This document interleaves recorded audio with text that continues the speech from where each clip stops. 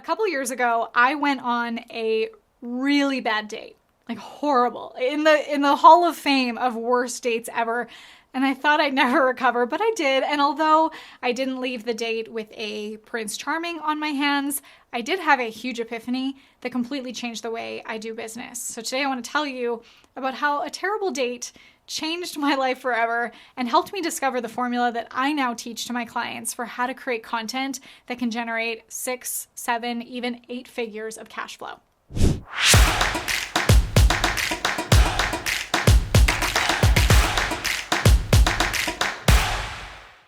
I gotta tell you where this idea came to me from. I was dating this guy, just casual, a few little dates, but he doesn't really call me that often. And when we do have dates, he's like 10 minutes late every time. So I'm like losing interest. Valentine's Day rolls around and he says, "Hey, can I take you on a date for Valentine's Day?" I'm like, "Sure, sounds great." He says, "Cool.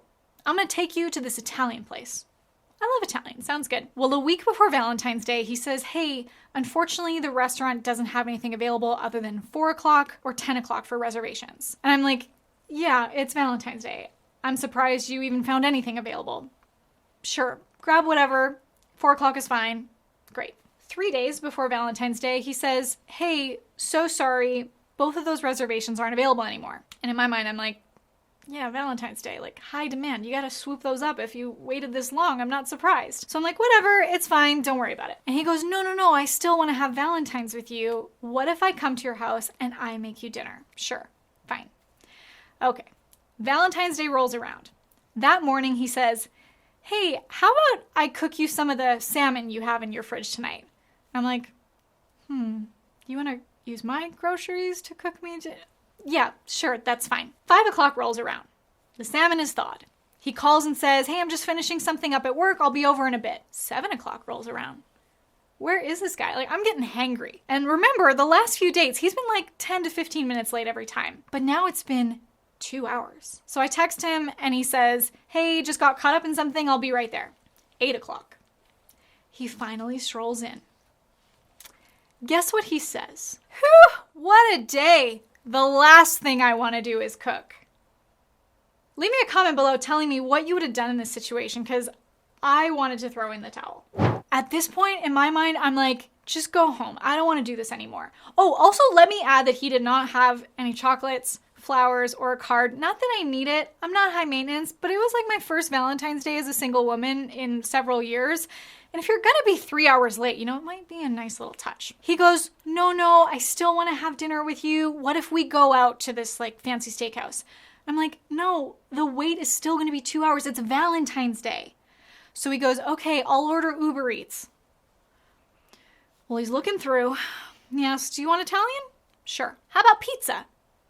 "I guess that's Italian." "Sure." "Pepperoni?" "Sure." "All right, it's ordered." At this point, guys, I'm frustrated.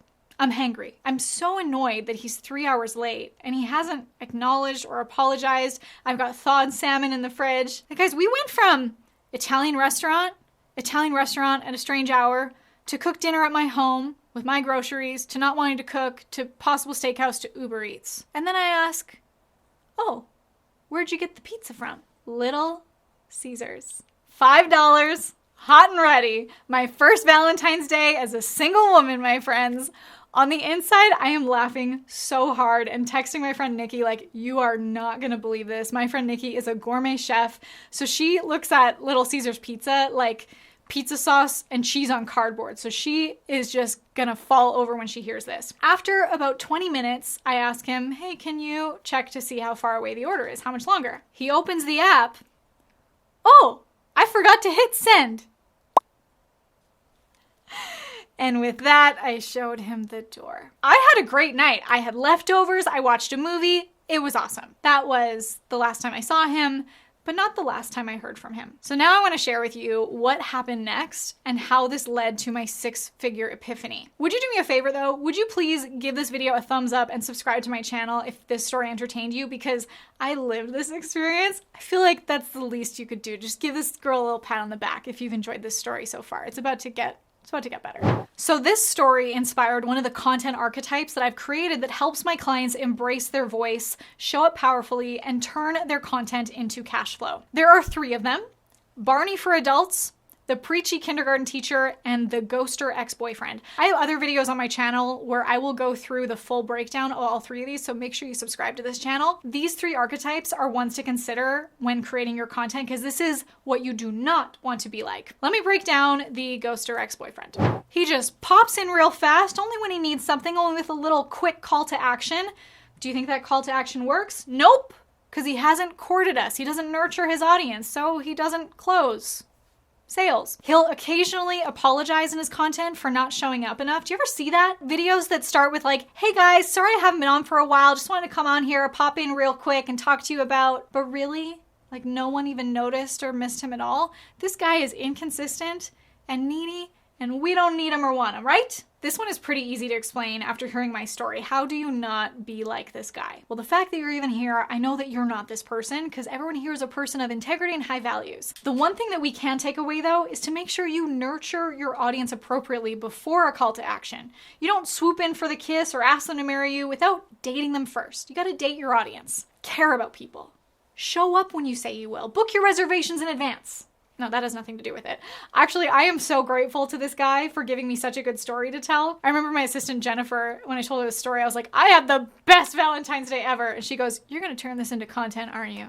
Yep, I am. So don't be this person. Stop the pop. Don't make your videos where you start like, just, hey guys, just popping in real quick. It's hook, story, offer. You wanna be the type of person who makes your mark, makes an impression, and is remembered by your audience, right? Think about your favorite movies and how they hook you in. They feature unforgettable characters that we cheer loud when they win, right? Think about your university lecturer versus your favorite teachers that told the best stories. Which do you remember most? Like, take a few seconds right now to write down the teachers that come to mind or the mentors in your life and what makes them unforgettable. So how do you create content that reflects your stories in a way that's truly unforgettable? How do you stand out? What's going to set you apart from the crowd in your niche? I hate to break it to you, but sometimes this also means getting uncomfortable. It means working to find your voice and test content that you might feel a little vulnerable doing at first.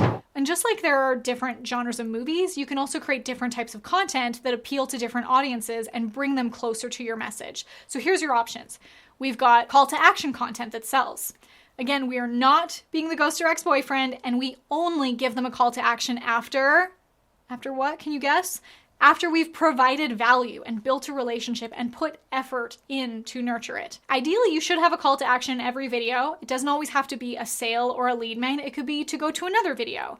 And maybe that one has a lead magnet or a sales call to action on it. Maybe you do a Facebook Live or an Instagram post that serves the purpose of bringing your audience to click, register for a training, secure a spot, or download a free resource you've got going for a limited time. Maybe you're putting out YouTube videos that tell the audience a story, gives them some value, and then leaves them with a call to action. So it's short, sweet, and to the point. The other type of content is documenting content. How many of you guys watch Instagram stories? Or how many of you guys watch my Instagram stories?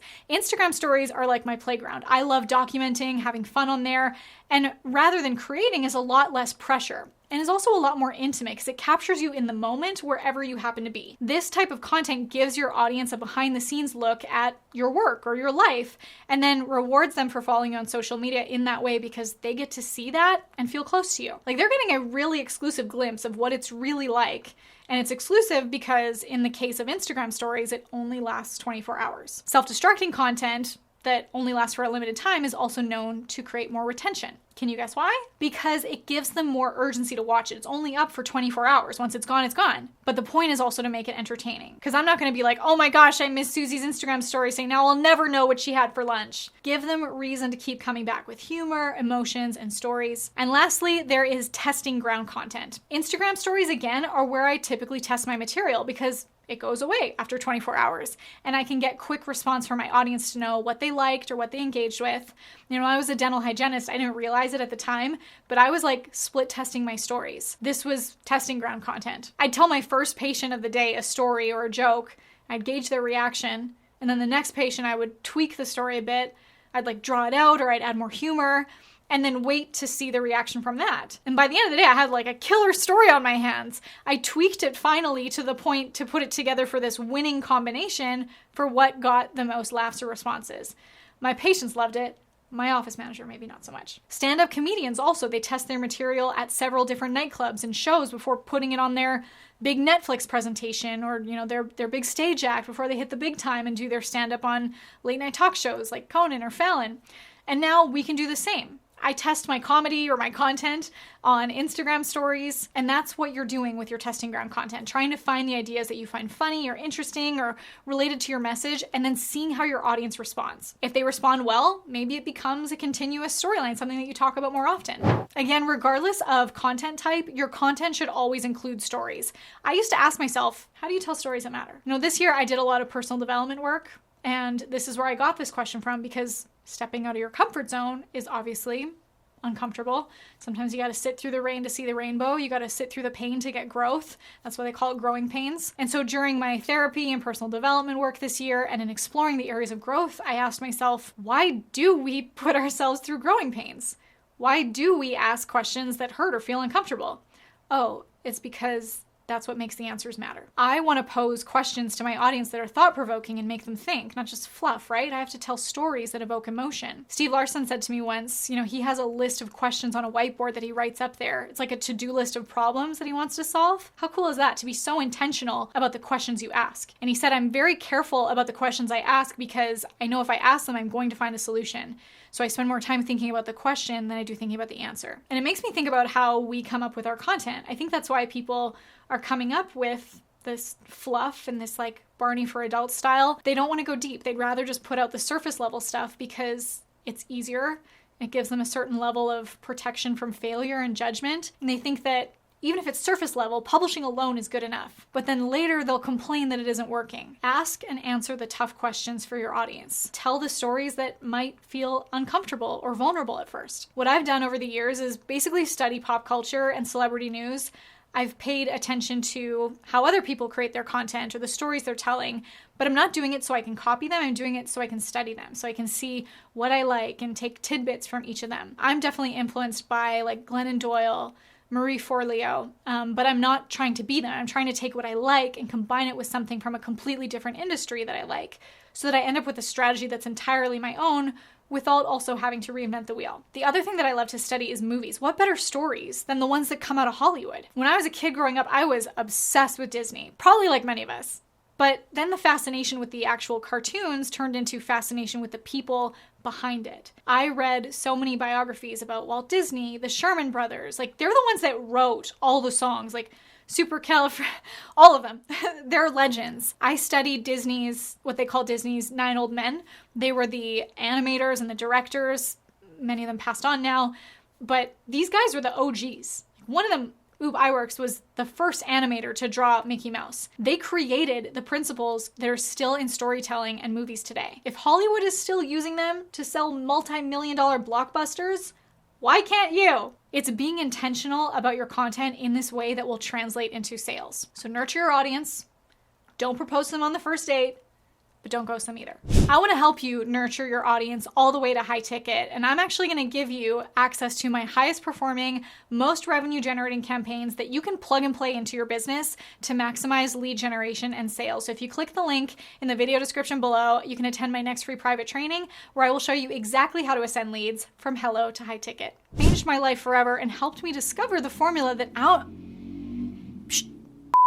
A couple years ago, I was dating this guy, just casual, few little dates, and would you do me a favor though? Would you please give this video is to make sure that you nurture your audience appropriately before a call to action. You don't swoop in for the kiss. This one's gonna be my favorite video ever. You guys are gonna be rolling on the floor laughing. It is the best and worst story I will ever tell. It's awesome.